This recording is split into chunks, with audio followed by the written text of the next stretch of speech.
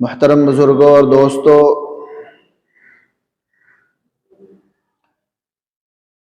اس وقت اپنے ملک کا جو ماحول جو بنا ہوا ہے، اس وطن عزیز کی حالت جو لوگوں نے کر دی ہے، دل نہیں چاہتا کہ کسی اور عنوان پر گفتگو کی جائے، بلکہ اگر میں یہ کہوں کہ ذہن و دماغ میں کوئی دوسری بات آتی ہی نہیں، کچھ کہنے کو، کچھ سننے کو دل ہی نہیں چاہتا۔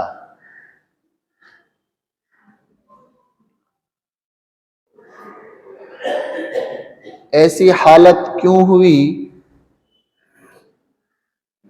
ہم اس حال میں کیوں پہنچ گئے؟ اگر باریکی سے جائزہ لیا جائے تو معلوم یہ ہوگا کہ اس حالت کے ذمہ دار ہم خود بھی ہیں کہیں نہ کہیں۔ یوں ہی یہ حالت نہیں ہوئی ہے،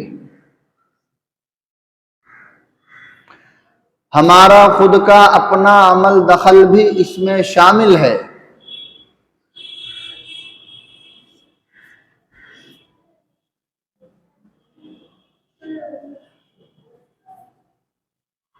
قرآن کہتا ہے ان اللہ لا یغیر ما بقوم حتی یغیروا ما بانفسہم، کہ اللہ تبارک و تعالی اس وقت تک کسی قوم کی حالت نہیں بدلتے جب تک کہ وہ خود اپنی حالت بدلنے کے در پہ نہ ہو۔ کوئی قوم خود اگر اپنی حالت نہیں بدلنا چاہتی، اگر کسی کو اپنی فکر نہیں ہے، تو اللہ رب العزت نے کوئی ٹھیکہ نہیں لیا، اللہ کی کوئی ذمہ داری نہیں ہے۔ اللہ کی مدد اسی وقت آئے گی اور اللہ کی مدد اسی وقت آتی ہے جبکہ ہم خود نکلتے ہیں میدان عمل میں۔ ہماری خود کی اپنی کوشش جب ہوتی ہے تو پھر اللہ رب العزت کی طرف سے مدد آتی ہے۔ اللہ تعالی فرشتوں کو بھی بھیجتے ہیں، سب کچھ اللہ تعالی بھیج دیتا ہے۔ اللہ رب العزت کسی بات کا محتاج نہیں ہے۔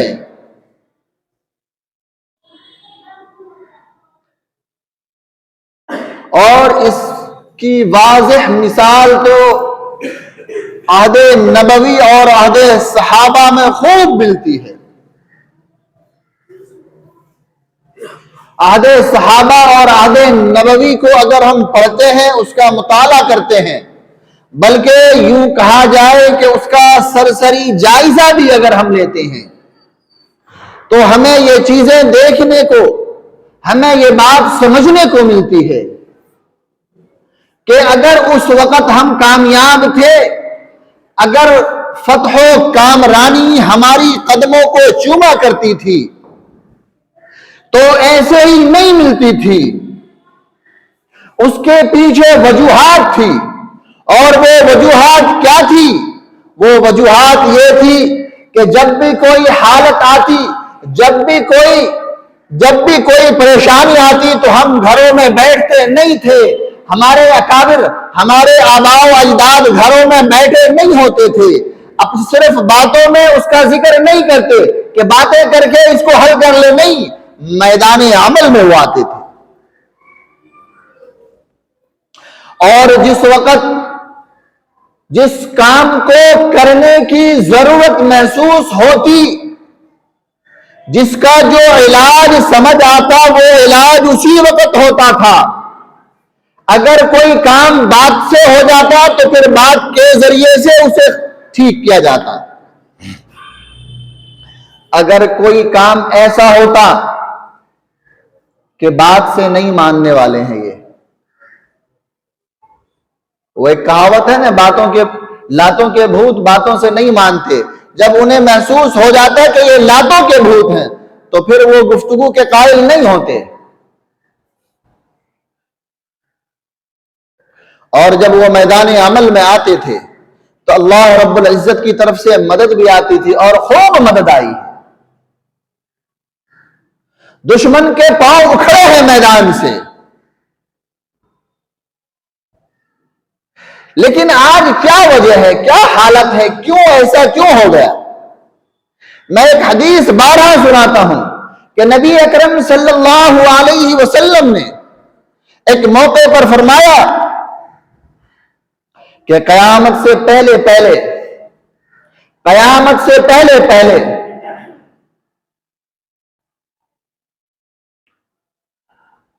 دشمن اسلام آپس میں ایک دوسرے کو ایسے بلائیں گے جیسے کھانے کے لیے دسترخوان پر بلایا جاتا ہے، اور وہ کہیں گے کہ آؤ چلو مسلمانوں کا قتل عام کرتے ہیں، اور پھر وہ مسلمانوں پر غالب آ جائیں گے۔ صحابہ کرام رضی اللہ عنہم اجمعین کو یہ بات سمجھ نہیں آئی، کیونکہ انہوں نے تو اپنی آنکھوں سے یہ معجزہ دیکھا تھا کہ 313 کا لشکر، 313 صحابی کا فوج جب میدان بدر میں آیا تھا تو وہ 1000 کے لشکر پر بھاری پڑا تھا۔ صحابہ کرام نے تو یہ دیکھا ہوا تھا، صحابہ کرام نے تو یہ بھی دیکھا تھا کہ 60 آدمی کا لشکر جس کو اللہ کے نبی صلی اللہ علیہ وسلم نے میدان کا جائزہ لینے کے لیے بھیجا تھا، 60 نفری پر مشتمل ایک وفد کو بنایا اللہ کے نبی نے، اور کہا کہ جاؤ دشمنوں کے حال و احوال کا پتہ کر کے آؤ۔ جب وہ صحابہ کرام وہاں پہنچے ہیں، جب وہ عاشق رسول جب وہاں پہنچے ہیں، جب علماء نے رسول جب اس میدان میں پہنچے ہیں، جب دشمنوں کو دیکھا، دشمن کی تعداد 60,000 سے متجاوز تھی۔ وہ آپس میں مشورہ کرنے لگے کہ کیا خیال ہے، کیا کہتے ہو، ہم یہاں سے واپس جائیں یا پھر ہم ہی مقابلہ کر لیں؟ کیا کہتے ہو، کیا خیال ہے؟ ارے ان سے ہم خود نمٹ لیں یا وہاں جا کر کے کہیں؟ صحابی نے کہا کہ جیسی رائے، آپ امیر ہیں، آپ کا جو حکم ہم چلیں گے، اگر آپ کہیں گے کہ لڑنا ہے تو ہم لڑ جائیں گے۔ اس میں وہ 60 کی تعداد تھی اور 60,000 سے ٹکرا گئی تھی۔ صحابہ کرام نے یہ دیکھا ہوا تھا نا، انہیں بات سمجھ نہیں آئی۔ وہ کہنے لگے یا رسول اللہ، کیا اس وقت مسلمانوں کی تعداد کم ہوگی؟ کیا مسلمان کم ہوں گے تعداد میں؟ آپ نے فرمایا نہیں، مسلمانوں کی تعداد کم نہیں ہوگی۔ پھر فرمایا کیا وجہ ہوگی؟ اللہ کے نبی نے فرمایا مسلمانوں کی تعداد تو بہت زیادہ ہوگی، لیکن ان کی حیثیت، ان کی اہمیت اس سے زیادہ کچھ نہیں ہوگی کہ کہیں پر گھاس پھوس پڑا ہو، سوکھا ہوا گھاس پھوس پڑا ہو، اور ایک سیلاب آئے، ایک پانی کا ریلا آئے اور وہ سب کو بہا کر کے لے جائے، اس کی اپنی کوئی اہمیت نہیں، کوئی حیثیت نہیں۔ وہ گھاس پھوس چاہے دیکھنے میں جتنا زیادہ ہو، لیکن جب پانی کا ایک چھوٹا سا ریلا بھی آئے گا تو اس کا کوئی وجود باقی نہیں رہے گا۔ اللہ کے نبی نے پوچھا کہ یا رسول اللہ ایسا کیسے ہوگا، کیا وجہ ہوگی؟ آپ نے فرمایا 3 وجوہات۔ پہلی وجہ، ہمیں موت سے ڈر لگنے لگے گا، ہم مرنا نہیں چاہیں گے، ہمیں زندگی بڑی عزیز ہوگی۔ اس وقت جو لوگ ہوں گے انہیں موت سے خوف آئے گا، زندگی سے بڑی محبت ہوگی، بڑا پیار ہوگا۔ پھر آگے فرمایا مال بڑا عزیز ہوگا، مال بڑا عزیز ہوگا. پھر آگے فرمایا وہ جہاد کو چھوڑ دیں گے. جہاد کو چھوڑ دیں گے کر جہاد کے گناہ میں مبتلا ہوں گے. وہ جب یہ تین چیزیں ہوں گی، جب یہ تین باتیں پیش آئیں گی، تو پھر مسلمانوں کی حیثیت، ان کی اہمیت ایسے ہی ہوگی جیسے کہ کہیں پر گھاس پھوس کا کوئی ڈھیر پڑا ہو. دیکھنے میں تو یہ بہت زیادہ لگتا ہے، لیکن جب کوئی پانی کا ریلا آئے، جب ہوا کا ایک چھوٹا سا جھونکا بھی چلے تو اس کا وجود اپنی جگہ کوئی باقی نہیں رہتا. آج ہماری حالت بھی کوئی ایسی ہی ہے. ہماری تعداد اتنی زیادہ ہے کہ انگلیوں پر گنا نہیں جا سکتا. اگر صرف اس ملک کی بات کر لی جائے تو ہماری تعداد لاکھ 10 لاکھ نہیں، کروڑ 10 کروڑ نہیں ہے. ہماری تعداد تو تقریباً 25 کروڑ سے زیادہ ہے. لیکن ہماری حیثیت کیا ہے؟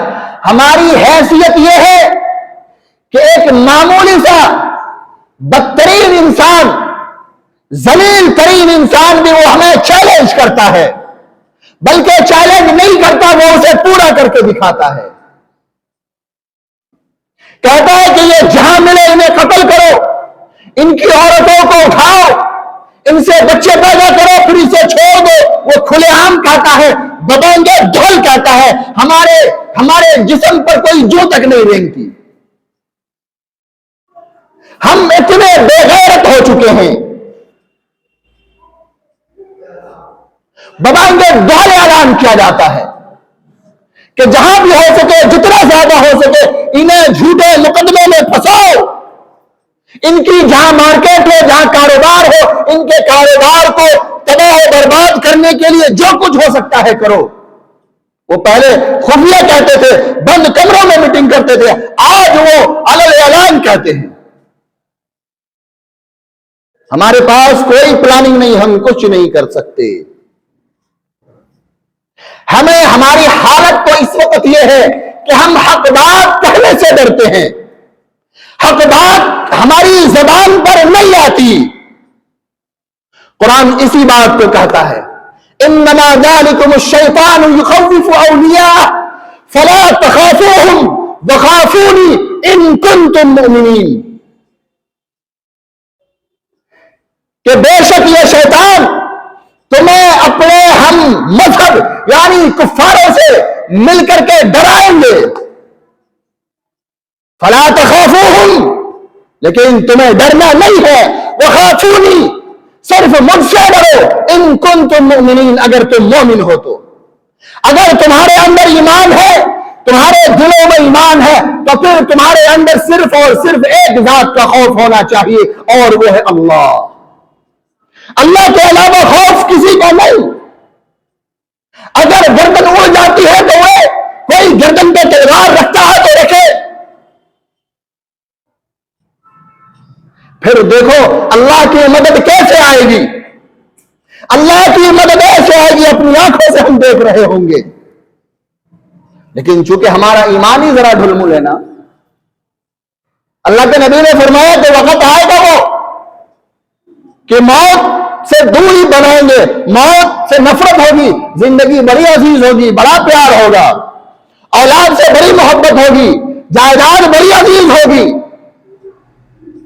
آج وہ ساری چیزیں ہیں. ہمیں کیا فرق پڑتا ہے کہاں پر کیا ہو رہا ہے؟ ہم کہتے نہیں ہم تو ٹھیک ہے نا، ہم سیف ہیں، تو بس بات ختم کرو. ہم کسی اور کی باتیں نہیں کرتے. ہم کہتے نہیں میں اپنی بات کر رہا ہوں، میرے ساتھ تو کوئی مسئلہ نہیں ہوگا نا،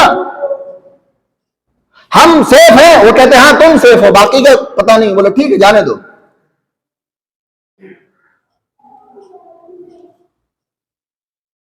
ہم کیسی قوم ہیں کہ ہماری مسجدیں ہم سے چھینی جا رہی ہیں، علل اعلان چھینا جا رہا ہے. ہماری تعداد اتنی زیادہ ہے، ہماری عبادت گاہوں ہم سے چھین لی گئی، ہماری عبادت گاہوں کو مسمار کیا جا رہا ہے.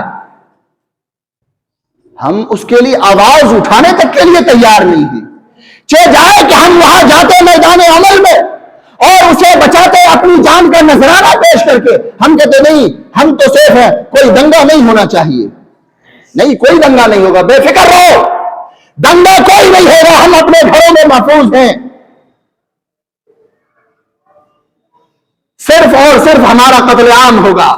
ہم جہاں پکڑے جائیں گے, ہم جہاں ملیں گے, ہمیں وہاں قتل کیا جائے گا. دنگا کوئی نہیں ہوگا, یاد رکھنا. ہماری بہن بیٹیوں کو, ہماری عورتوں کو, کی عزتوں کو لوٹا جائے گا. دنگا کوئی نہیں ہوگا, یاد رکھنا اس بات کو. وہ جب موقع ملے گا, جہاں موقع ملے گا وہ آزمائیں گے.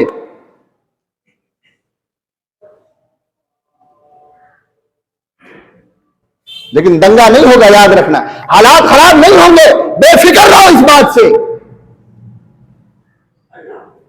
کچھ نہیں ہوگا, صرف ہمارے ایمان پر ڈاکہ ڈالا جائے گا, ہماری عزتوں کو لوٹا جائے گا, ہماری غیرتوں کا سودا کیا جائے گا. باقی سب محفوظ ہے, کوئی مسئلہ نہیں, کوئی ٹینشن نہیں لینے کی ضرورت ہے. سب محفوظ ہے, سارا سیف ہے.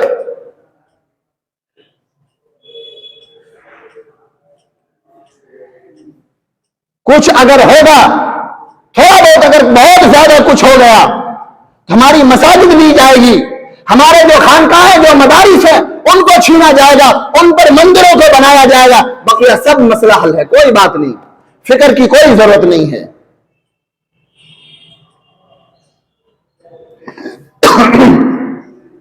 اگر ہماری سوچ یہی ہے تو پھر سنو قرآن کیا کہتا ہے. قرآن کہتا ہے وَإِن تَتَوَلَّوْا يَسْتَبْدِلْ قَوْمًا غَيْرَكُمْ. اگر تم نے پیٹھ پھیر لیا, اگر تم نے اپنا منہ موڑ لیا, قوماً غیرکم, تو پھر اللہ کو تمہاری ضرورت نہیں ہے. اللہ ہمارا محتاج نہیں ہے, وہ ہماری جگہ کسی اور کو بیٹھائے گا, وہ ہماری جگہ کسی اور سے کام لے گا.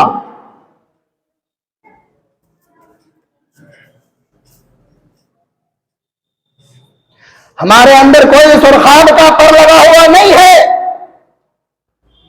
اللہ نے ہماری حفاظت کا کوئی وعدہ نہیں کیا جب تک کہ ہم خود اس کے لیے تیار نہ ہو جائیں. ہم جب تک کہ خود نہیں نکلیں گے, کچھ نہیں ہونے والا.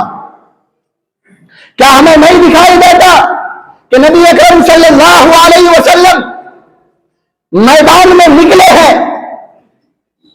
اس کائنات کو اللہ نے بنایا, اس کو سجایا, یہ ساری چیزیں اس لیے ہوئی کہ میرے آقا صلی اللہ علیہ وسلم کو اس دنیا میں آنا تھا. اگر اللہ نے اپنے حبیب کو اس دنیا میں بھیجنا نہیں ہوتا تو پھر یہ کائنات بھی نہیں ہوتی, یہ کچھ نہیں ہوتا, ہم بھی نہ ہوتے, تم بھی نہ ہوتے. جس کے صدقے طفیل میں اللہ نے اس کائنات کو سجایا, اس بزم کو سجایا ہے, اس سے زیادہ بھی کوئی عزیز ہوگا؟ بتاؤ نا, اس سے زیادہ کوئی عزیز ہو سکتا ہے؟ لیکن اللہ نے ان سے بھی کہا کہ آپ آئیے میدان میں, آپ کو نکلنا پڑے گا. اللہ کے نبی میدان میں نکلے ہیں, اپنے پیاروں کو شہید کرایا ہے, اپنے چچا کو شہید کرایا ہے. صرف شہید نہیں کرایا بلکہ ان کے چچا حضرت حمزہ رضی اللہ تعالیٰ عنہ کے کلیجے کو چاک بھی کیا گیا, ان کے دلوں کو نکالا بھی گیا ہے. یہ میرے نبی کے خاندان کے ساتھ ہوا. ہم بڑے عزیز, ہماری اولادیں ان سے, ان کی اولاد سے, ان کے خاندان سے زیادہ بہتر ہے.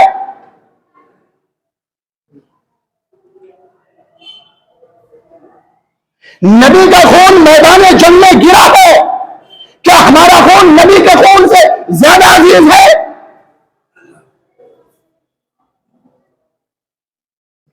نبی میدان جنگ میں آئے ہیں, اس کے بعد نبی نے دعا کی ہے, کیا ہماری دعا یہاں بیٹھے بیٹھے قبول ہوگی؟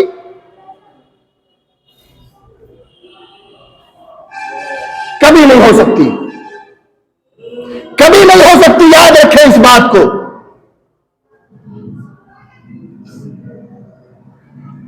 اسلام کا قانون ہے کہ جب کسی شہر پر کسی ملک پر، اسلامی ملک پر جہاں مسلمان رہتے ہو، مسلمان بستے ہو، اگر وہاں پر کافر حملہ کر دے، غیر مسلم حملہ کر دے، تو پھر اسلام کا قانون ہے، شریعت کا قانون ہے کہ وہاں پر جتنے لوگ بستے ہیں، وہ اس شہر میں جتنے مسلمان رہتے ہیں، ان سب کے لیے ان کفار سے، ان دشمنوں سے مقابلہ فرض ہو جاتا ہے، ان پر جہاد فرض ہو جاتا ہے۔ اگر وہ ان سے لڑنے کی ہمت نہیں رکھتے ہو، ان سے لڑنے کی طاقت نہیں رکھتے ہو، ان کے اندر اگر استطاعت نہیں ہے، تو پھر ان کے جو بغل میں ہے، ان سے جو ملا ہوا شہر ہے، ان کے بورڈر سے جو ملا ہوا ملک ہے، وہاں کے لوگوں پر جہاد فرض ہوتا، اور پھر اسی طرح دوسرے پر ہوتا، اور پھر یہ فریضہ منتقل ہوتے ہوتے پوری دنیا پر چلا جاتا ہے۔ یہ بات تو ہمارے اپنے ملک کی ہے نا۔ ایک شہر میں مسلمانوں کو گولی مار دیا گیا، 30-40 مسلمانوں کو گولی مارا گیا، سینکڑوں کو اٹھا کر جیل میں بند بھی کیا گیا۔ ہم نے کچھ کہا؟ ہمارے اندر کوئی فکر پیدا ہوئی؟ ہم نے کچھ سوچا؟ نہیں نا۔ تو پھر اگر ہمارے ساتھ حالات آئے، اگر اس شہر میں آئے، تو پھر کیا خیال ہے؟ اللہ کی مدد آئے گی ہمارے لیے؟ ارے جبرائیل امین آئیں گے کیا ہماری مدد کے لیے؟ قرآن کہتا ہے ان تنصروا اللہ ینصرکم ویثبت اقدامکم۔ اگر تم اللہ کی مدد کرو گے، اگر تم اللہ کے دین کی مدد کے لیے نکلو گے، تو پھر اللہ تمہاری مدد کرے گا۔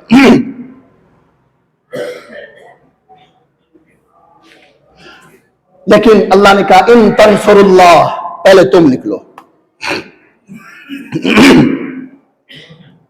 پہلے تم نکلو، تم پہلے باہر آؤ، تم پہلے اپنے گھروں سے نکلو،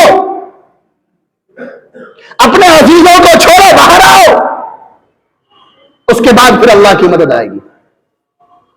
صرف مدد نہیں آئے گی، وَيُثَبِّتْ أَقْدَامَكُمْ، پھر اللہ تمہارے قدموں کو جما بھی دے گا۔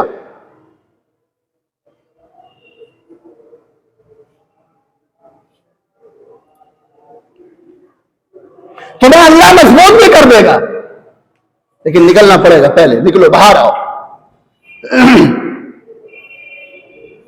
پتہ نہیں ہم کس خواب غفلت میں سوئے ہوئے ہیں، ہم اس خواب غفلت سے بیدار ہونے کے لیے تیار نہیں ہیں، ہم اس خواب غفلت سے اٹھنا نہیں چاہتے، ہمارے پاس کوئی پلاننگ نہیں، کچھ نہیں ہے۔ ہم تقریریں سنتے ہیں، سوشل میڈیا کے ذریعے ہمارے پاس خبریں آتی ہیں، ہم دیکھتے ہیں، پھر اسکرول کر کے آگے بڑھاتے، چلو کچھ اور دیکھتے ہیں۔ ایک دیکھا نہیں، چلو یہ تو بہت پرانا چل رہا ہے، اسے دیکھا، آگے بڑھو، چلو۔ ہماری غیرت نہیں جاگتی، ہماری غیرت و حمیت مر چکی ہے، ختم ہو چکی ہے۔ سوئی ہوئی قوم کو جگایا جا سکتا ہے، بیدار کیا جا سکتا ہے، لیکن جس قوم کا ضمیر مر چکا ہو، جو قوم بے غیرت ہو چکی ہو، جس کی غیرت و حمیت کا جنازہ نکل چکا ہو، اس قوم کو جگایا نہیں جا سکتا۔ اس قوم کا صرف اور صرف ایک علاج ہے، اس قوم کا صرف اور صرف ایک ہی علاج ہے، واحد، وہ یہ ہے کہ اس پر دشمن مسلط ہو جائے، ظالم بادشاہ اس پر مسلط ہو جائے، اور پھر وہ اس کا علاج کرے، اس کا یہی علاج ہے، دوسرا کوئی نہیں۔ اللہ تعالیٰ سے دعا کریں کہ اللہ تعالیٰ ہم سب کو کہنے سننے سے زیادہ عمل کی توفیق عطا فرمائے۔ وآخر دعوانا الحمد للہ رب العالمین۔